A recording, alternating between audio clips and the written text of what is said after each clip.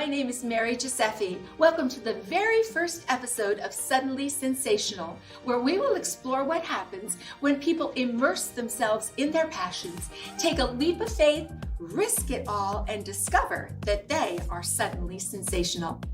My first guest is Ashleigh Walters, the award-winning WPTV morning news anchor, humanitarian, and golf enthusiast. Stay right with us. We'll be right back to chat with Ashleigh about life, career, art, and how she lives her suddenly sensational life. Always take me so high. You always make the highlights. I love the way we vibe. You're like a centerfold. Well, we're back, and I cannot tell you how excited I am to have this gorgeous phenom next to me here, Ashleigh Walters. I want you to know that when I get up at 4 o'clock in the morning, she is the woman that beams absolute light and joy, not only into my life, but into everybody's life within your viewing network. You're really say the same for you. Oh, thank you. You bring light and joy to everything you do. Love Ashleigh, thank you. Well, that's why we're here. Yes. Because together we're just going to spontaneously combust into bubbles of joy. Fun and joy. Yeah. You know, I've been so interested in your career because I think it seems like from quite a young child, you knew that you wanted to have this double career. Yeah. So tell me about that. Like, how did you come to even believe that you could do that when you were a kid? You know, well, okay, so my mom has the saying, she says, I came out of the womb with pencil and paper in hand. I was like always making, creating, writing. I would make a family newspaper. I would illustrate things. I would make things out of all kinds of objects. I had a whole cabinet in the kitchen that was with all kinds of Ashleigh's art supplies. And I mean, it was just nonstop. And so the art part is in my veins, but it's also curiosity. Okay. And so growing up, we had, you know, on the news, we'd had national, local, international news, 3-4 newspapers on the table at breakfast. Cool. My parents are just news hounds. And so it was in, I think, middle school where I realized, wow, in journalism, I can learn about people every day. It's different literally every day. No 2 days are the same. It's fascinating. It's people's extreme highs and lows, and it's a huge honor to be there to tell those stories. Absolutely. And when you're curious, the world just continues to open up. You don't know what you don't know, right? So, until you delve in there. Yeah. You know, I think that it's, you know, coming from a slightly older generation, we have this concept of the one cookie from the plate. So in other words, when I went through, it was like, you want to be a what? You want to be an artist? You want to be a singer? You want to be a dancer? You want to be a philanthropist? No, pick something and do that. Right. And so we were not quite given as many options, and it was really hard to, I just decided I wasn't going to listen to them. Right. And thank God I did that, you know, because it was all of those things that eventually made my career. Yeah. But I was very studious along the way. So you decided to double major in college. Right. Yeah, I couldn't take painting classes in college unless I was in that field. And I was already painting and everything on my own. And so, and as, you know, my whole life, my entire family goes in like full force toward whatever they're passionate about. And I love that about my family, actually, my siblings, my parents, always like that. So it was, you know, always told you can do whatever it is. Of course you can be an artist and a journalist at the same time. It's in the DNA, right? Right? It was in your DNA. Yeah. And I think, you know, and I was going to ask about that. Did you have role models? Did you have mentors that kind of, you know, prepared you for the incredible life that you were about to manifest for yourself? And obviously you did. I guess on some way, yeah. And you meet and gather your mentors along the way, I think, too, in different elements of all of that. But I mean, I continue to meet people, I think, all the time who inspire me, who make me feel like, wow, yeah, this is great, you know, and I feel great sharing this. I mean, art is not something I always felt like, yeah, let me just share what I'm doing with everybody. Right. That took a while. In fact, I didn't even call myself an artist, really, until more recently, where I was like, yes, well, if I'm going to call myself a golfer, for crying out loud, if I can say that, yes, I'm an artist. Yes, I am. What? What? Yes, but you are. And isn't it funny, you know, I find that sometimes the things that are nearer and dearer to our heart are the things that we have a hard time stepping into all the way. Right. And, you know, but when you do it, that's that suddenly sensational feeling of, oh my God, I just did this. I just dove in. And, you know, I think kids along the way today, young people, young boys, young girls, you know, can you give them a little insight or a little advice into how they can make their dreams come true, even if it seems implausible? Yeah, well, I think being vulnerable is really important, and it's really tough too. So, I mean, yes, of course, you know, I'm painting all these things. They're in my house, they're in my private space. And one day my a reporter friend was out at a local little wine and coffee bar and little tiny skinny place in South Carolina when I worked there. And she went in to do a story and there was no art on the walls. And they said, oh, our artist didn't come 6 weeks ago. You know, we've been just sitting like this. And so she took me for a drink there. And while we were there, had me show this guy my art on my cell phone. I didn't even have it prepared. And he's like, no, just bring literally everything. So it was whatever weird stuff I'd been painting, suddenly it was on the walls in front of all to see. And that was a big transition. You know, you feel very vulnerable. But, you know, people are going to like it. They're not going to like it. It's really not up to me to worry about what their opinion of it is. So vulnerable. Great advice. Yeah. Such great advice. You know, Andy Warhol says a similar thing. You know, you create and you let other people decide whether they like it or not. Right. That's not your job. And I think that's very sound advice for young creatives that are coming up. You know, perhaps not to look left or right, not to look behind them, but just to be steadfast in what they know is true to their passion and soul. So let's go to your art. Let's talk about your art, because I'm so enamored with it. Thank you.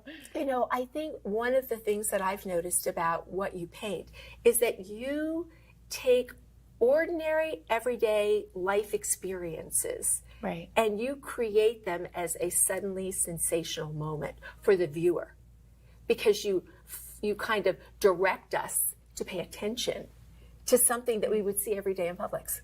Totally. I think that, you know, when you think about, I don't know, I think we all have those objects. First of all, if you look at a grocery store, right, those items on the shelf are like a snapshot in time. So just like if you saw a painting with a car, you would know kind of the era that was painted. But these are, you know, packaging and pricing and the way things are stacked. And I love the repetition and the depth and the lights and darks of all of that.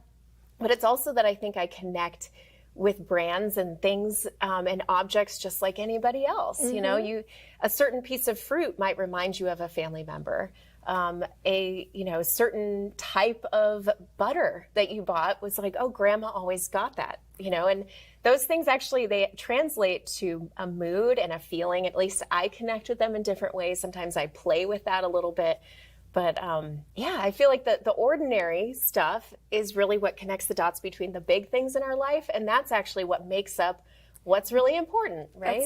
That's it. You know, and I think that the repetition, because we repeat the mundane things that we do, that we stop experiencing them. And you bring these mundane experiences to a place where we focus on them intentionally. Right. And that's where I think you're right. These memories are born.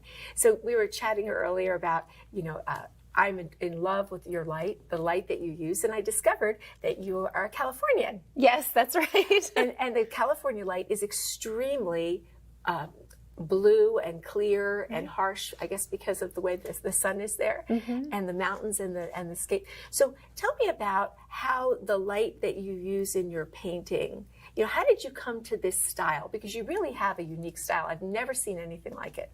Well, first of all, the extreme whites to the very black, I love the contrast.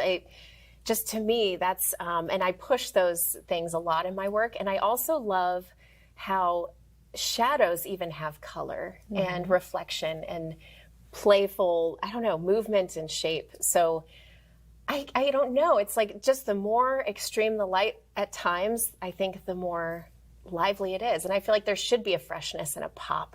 And we should kind of know where that light source is. I just like to push it. Yeah. Well, I think what I'm hearing and what I'm listening to is that you're pushing it. That's sort of that is an inner quality of yours that you want to push. Right. You want to succeed. You are passionate about whatever you are in the moment. And I think that that's a courageous step. That's a courageous move. So the second half of that, the other side of the coin, is when you define your talent and your passion, and when you become a student of it, then you have to have certain qualities or develop them to have the stamina to do what you do every day. Right. To do what anyone does every day. That's sort of a multi-hyphenate. And so do you feel that your art connects the dots between journalism and your humanitarian efforts and your art? Yeah, it's amazing how all of it is a thread in my life, and I've allowed the pieces to connect. Anchoring from home for 6 months, I changed the background every day and shared a different painting every day. And people really responded to that, because people were probably trapped at home and it was something new to see. Sure. But, and then I ended up sharing a painting for an auction to benefit the food bank. And so with that, I've really opened up, even on social media. I've even had, the station has had me draw and illustrate a couple of commercials for them. Oh, I love That's it. happened. Right. Just, it's funny how it does when you allow things in your life. And again, you have to be vulnerable, but you do have to just throw yourself in. Yes. And it is hard work, right? It is hard work. If you're going to succeed, you have to be open to the criticism and the weaknesses that you have and see, okay, so this is going to require some work to get to this next step. But is it worth it? And if you have passion for it, it absolutely should be. Yes, and I agree. And I think the thread that has been continuous in my life is that I have allowed myself to progress through the stages of life. Yeah. Sometimes things don't work out the way you would like them to. Sometimes you have a stumble in the road. Sometimes you just have a downright fall. It's how we get up. It's how we bounce. Yeah. It's how we redefine ourselves. There are a lot of women in the audience that adore you, as I do, and are really searching in the time now that we are all alive and sort of rebranding ourselves in a way. And they really want to take the chance to be who they've always dreamed they could be, but they're afraid. Yeah. Or they have restrictions around them that they can't control. How let's say there was a gal that wanted to be a painter. What would be the first thing, or a man that wants to paint? What would be that first thing? Get out of your own way. I think when we, so many artists, actually, every time I meet an artist and we start talking, it's like, why does everybody think that the moment you grow up and you're not a kid, that you're not allowed to do this anymore? Wow. And artists just don't grow up. So we just never progress past that. We just keep playing. And, I get together with my artist friends and we make wacky, weird little things together. And so what is it that you're waiting for? Because I always joke about present Ashleigh, past Ashleigh, and future Ashleigh. Whatever present Ashleigh's doing, we'll see what Ashleigh in the future thinks of that. But if you're picturing Ashleigh down the road, and she's going to look back on past Ashleigh, what do you want her to remember? And so get out of your way.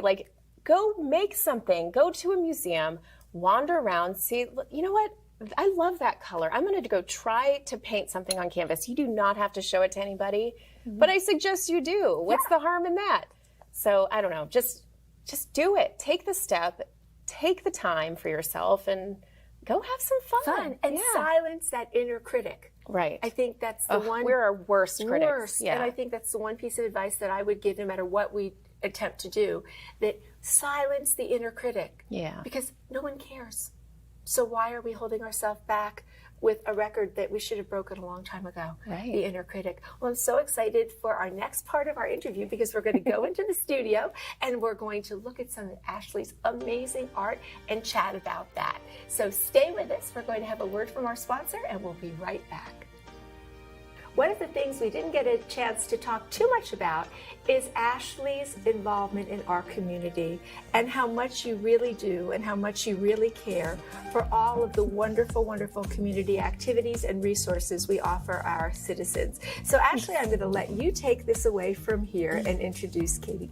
Katie Makehamson, Children's Museum of the Treasure Coast. And if you haven't been, it is absolutely spectacular, the love that's poured into every exhibit you have. Thank you.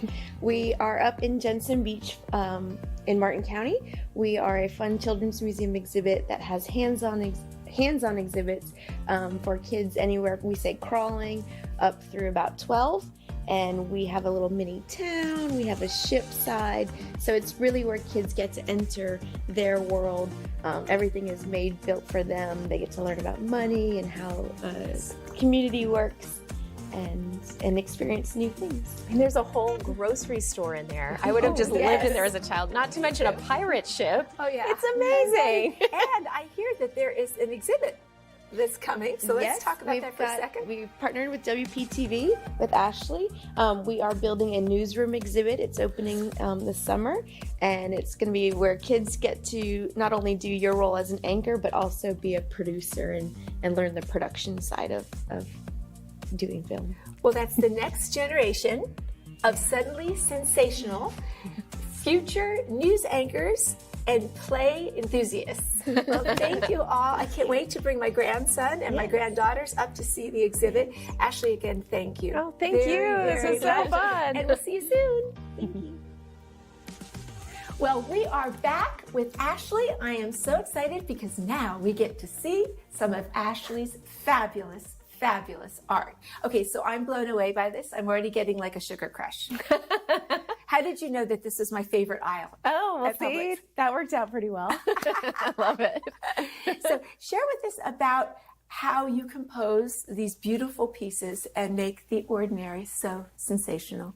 Well, probably for the last 15 years or so, I've been taking photos in grocery stores. Okay. As I started, I had moved from my first job in Denver over to South Carolina, and there's a big cultural change, right? And so I started to notice products that I'd not seen. I mean, pickled pig's feet isn't in a store in Denver, right? But it's in Columbia, South Carolina. So I started taking photos, and I know growing up, my mom always had said that interesting places to visit when we travel as a family were cemeteries and grocery stores because they really reflect the communities around them. And so in doing that, this was the second in my series of grocery store paintings and kind of a turning point for me, actually, because I felt like I'm just going to go for it with this much detail, this size, and it's just been so much fun. I, did an orange juice aisle, for example. Love the which orange feels juice. so Florida, right? I loved it. Yeah. So, I mean, the orange juice aisle, you'll see different ones throughout my work, but I really love, again, that repetition, the color, the products. I start to really notice things about the labels and things as I paint as well that I'd never noticed before. Because to really you study actually it. look at them, right? I mean, you're actually looking at those labels from a photograph, and then you're reproducing them. You said something about the memories that this triggers for all of us. Yeah, absolutely. I feel like each section of the grocery store kind of has a mood. So this, you don't typically visit this section of the grocery store to make a cake unless you have some really good feelings. People tend to do that out of love and, to take the time.